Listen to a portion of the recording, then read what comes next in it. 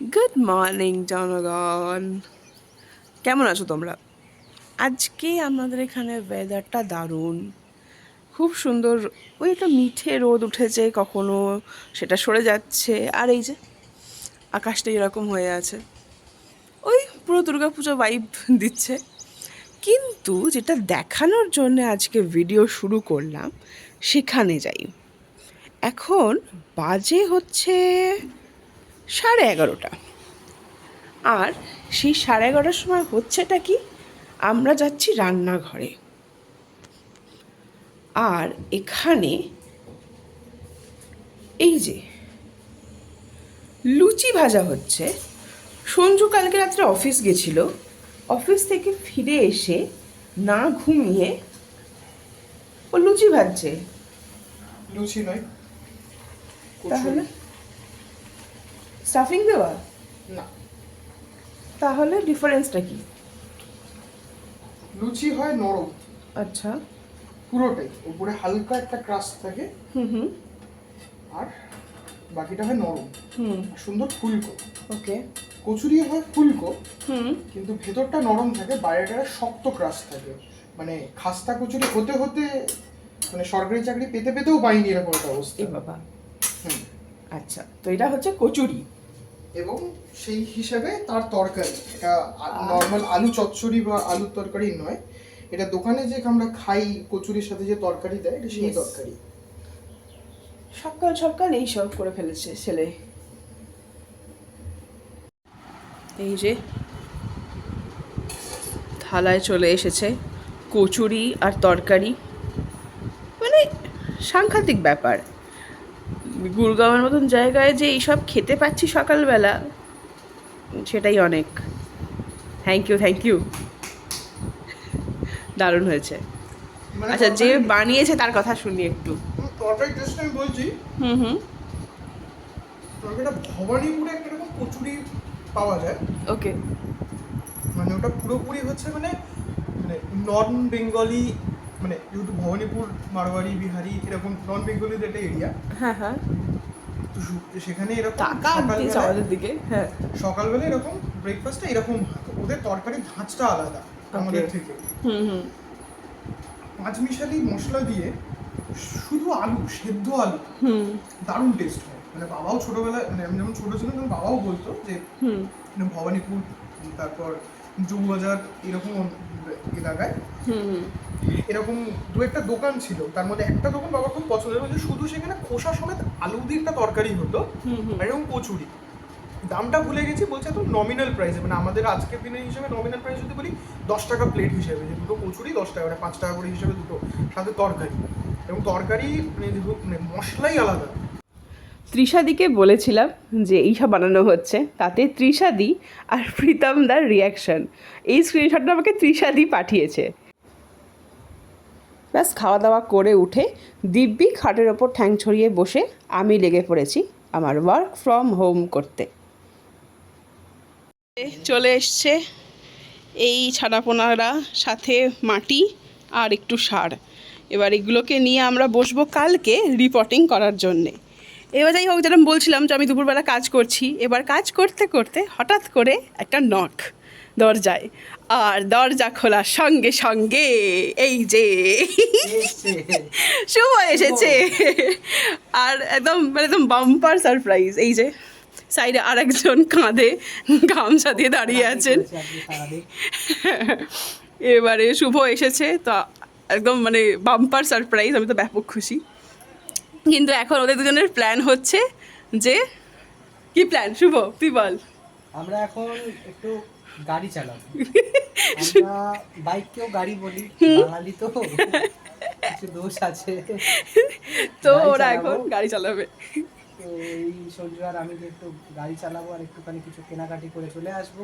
ব্যাস। বাজারও করতে হবে, বুধ বাজার বলে এটা। একদম। বাজার করব, হাটে টাটকা সবজি টবজি কিনে আবার ঘরের ছেলে ঘরে ফিরে আসবো। ব্যাস। আমার ছুটি আছে। হ্যাঁ, আর আজকে প্রচুর ফড়িং উঠছে, তার মানে মনে হয় বৃষ্টি হবে আবারও। প্রচুর ফড়িং উঠছে। তবে এখন আকাশ পরিষ্কার। এখন আকাশ পরিষ্কার, হ্যাঁ। যখন সকালে দুপুরের দিকে যেরকম মেঘ দেখছি, সে পুরো কালো হয়ে ওই দিকটা জমেছিল। যে লাখখানেক ফড়িং উঠছে, আর এখানে প্রচুর পাখি আছে। ঈশান অগ্নি, হ্যাঁ ভাই ঈশান কোণে মেঘ ছিল, ঈশান কোণে মেঘ ছিল। ঈশান কোণে মেঘ ছিল। ওফ, ব্যাস এরা দুজন নেমে পড়েছে নিচে। সঞ্জু এখন শুভর বাইক নিয়ে একটুখানি হাত সেট করছে, তার কারণ ও অনেক দিন হয়ে গেল বাইক চালায় না।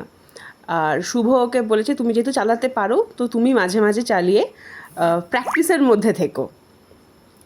তো সেই জন্যেই ও এখন শুভর বাইক নিয়ে প্র্যাকটিস করছে।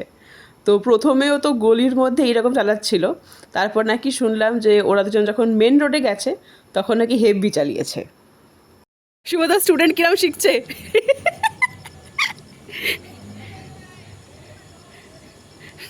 শুভ বেচারা নিচে দাঁড়িয়ে রয়েছে, রিস্ক নিয়ে কেউ পেছনে বসেনি।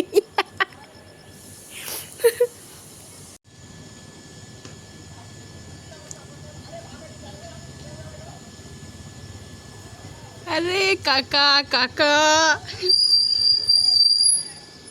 চলবে চলবে।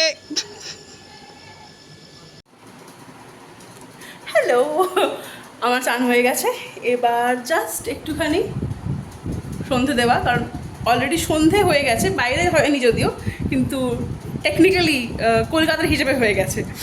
তো ঠাকুর পুজো দেবো, দিয়ে অফিসের কাজ শেষ করব। ইন দ্য মিন টাইম দিদিদের সাথে কথা হয়ে গেছে, ওরা আসছে, মানে দাদা অফিস থেকে ফিরছে, তারপর ওরা খাবার নেবে, খাবার নিয়ে আসবে। আজকে ডিনারটা সামথিং ভেরি স্পেশাল, দেখাবো। এই সুন্দর প্লেটটা আমি ফ্রিতে পেয়েছি, জিনিসপত্র নিয়েছিলাম জেপ্টো থেকে, তো সেখান থেকে এটা আমি ফ্রিতে পেয়েছি। আর বলছিলাম সন্ধে দেব, তো এই যে এখানে ফুল এই রকমভাবে পাওয়া যায়, মানে তোমাকে জেপ্টো বা ব্লিঙ্কিট করতে হবে, সেটা ছাড়া উপায় নেই। কারণ এখানে ফুলের দোকান যেরকম আমাদের কলকাতার রাস্তার আশেপাশে বসে থাকে, এখানে সেরকম থাকে না। ব্যাস আমার সন্ধে দেওয়া ডান। আর এই যে আমাদের দুজনের মিলিত ছোট্ট সিংহাসন, এখানে গুড্ডুর বানিয়ে দেওয়া মূর্তিগুলো রয়েছে, আর বাকি বাপ্পা, শুধুই বাপ্পা। হ্যাঁ আমি সেটাই দেখছি। এই যে প্রীতম দা ত্রিশাদি এসে গেছে, কিন্তু এখনো সঞ্জু ফেরেনি, সঞ্জু গেছে বাজারে। আসো আসো, লাইট জ্বালবে তো। আমিও করছিলাম যে এখন প্রচুর জিনিস থাকে। সেটাই।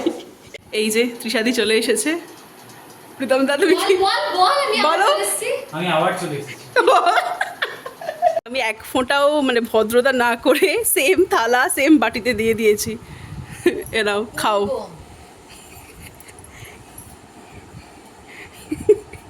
দাদা খাও। বলছে হ্যাঁ হ্যাঁ হ্যাঁ।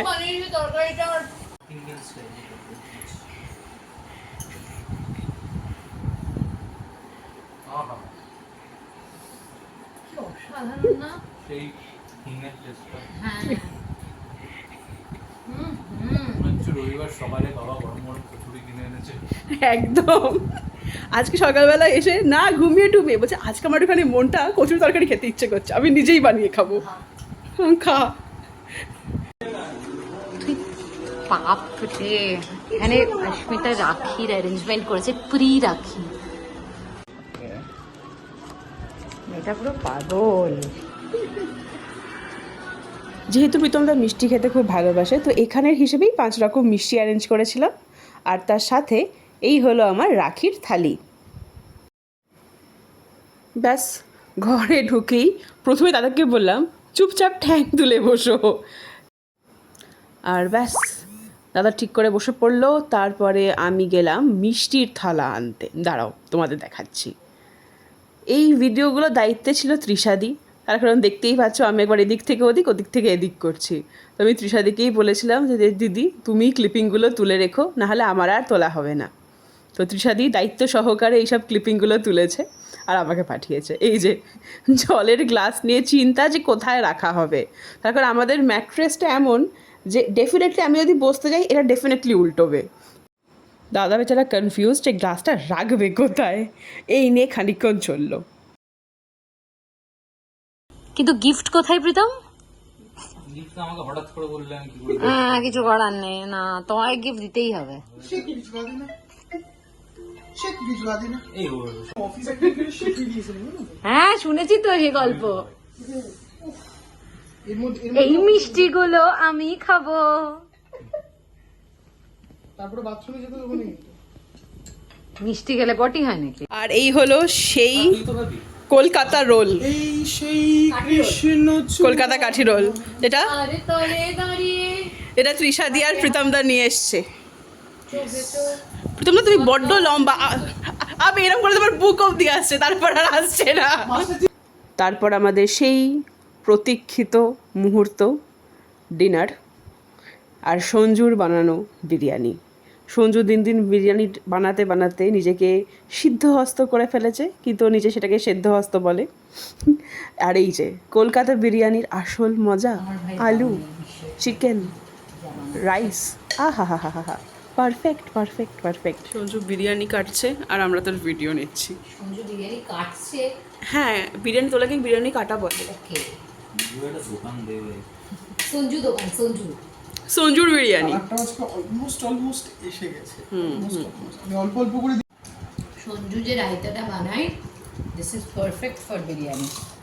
ডিনার করে আমরা চারজন ভোর 4টে অবধি আড্ডা মেরেছি। ব্যাস এভাবেই দিনটা শেষ হলো। Thank you for watching.